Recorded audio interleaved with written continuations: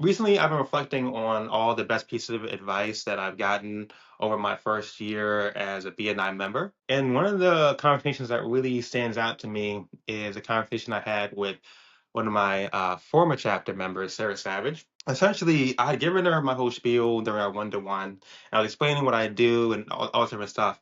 And I have a really strong tendency to over-explain. It's something that I've really worked on, especially over the last year, just trying to simplify what I do and more so simplify what I say and be more clear without like over explaining essentially. Maybe I'm doing that right now. But the piece of advice that she gave me, I forget how she said it, but she was like, say what you do and then shut up. And what I got from that was like, first off, it was a simple message, which is why it stuck with me. But two, it's like if someone is actually interested in what I have to say, after me talking for like 10 seconds, they'll just ask for me to say more. And the more that I've done, like showed up at other BNI meetings and introduced myself or done the same thing in person at like non-BNI networking events, the more I shorten what I say, the more I can genuinely tell someone's interested. Because there are certain times where I say my 10 seconds and then no one really cares. And then I understand, okay, that actually wasn't interesting. Or there'll be certain times where, quite honestly, what I'm saying is probably interesting in some parts, but because I'm taking 90 seconds to say what I could say in like 20 seconds or like 10 seconds, then they don't really have that same level of interest. Especially because I think part of communication is almost like cliffhangers or like leaving people hanging. So if you immediately answer like whatever question pops up in their head simply by over explaining, then it's like it closes a loop. It's like they're not gonna want to read the next chapter because well you already told it to them.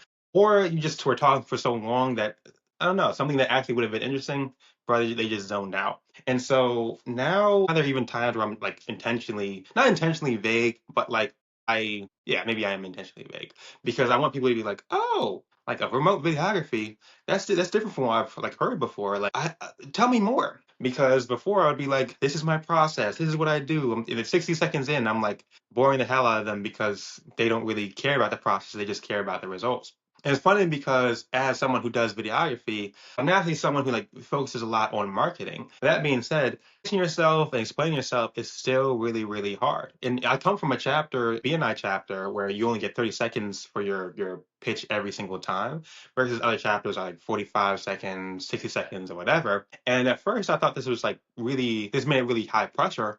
But now it's like I won't say I've gotten really good at doing the pitch. It's more so that I've better understood that I don't even need 30 seconds. Because honestly, I do mess up my pitch a lot of time. And that's just more so like lack of preparation. And that's something I'm going to continue to work on. And I'm becoming a lot more intentional about it. But one of the best like outcomes I've gotten from my BNI membership is like I must have said what I do at least like 1,000 times by now. Like some of that has been in meetings, a decent amount of that has been like one-to-ones. Some have been visiting other chapters, even like non-BNI networking events where it's like BNI has retrained the way I introduce myself. So yeah, I just wanted to underline that because I think most people when they join BNI, the most important thing is their revenue.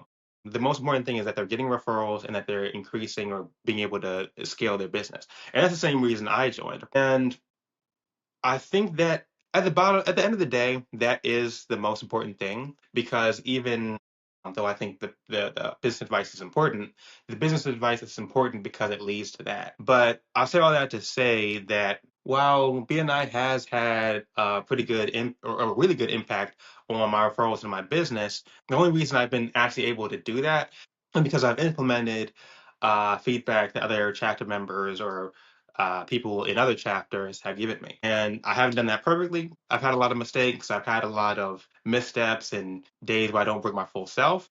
But the best thing about doing all these one-to-ones is that eventually you do hear the same stuff over and over again. But it's not like that's not a cue for me to tune out. It's a cue for me to remember, oh yeah, this is fundamental information that like I need to remember constantly.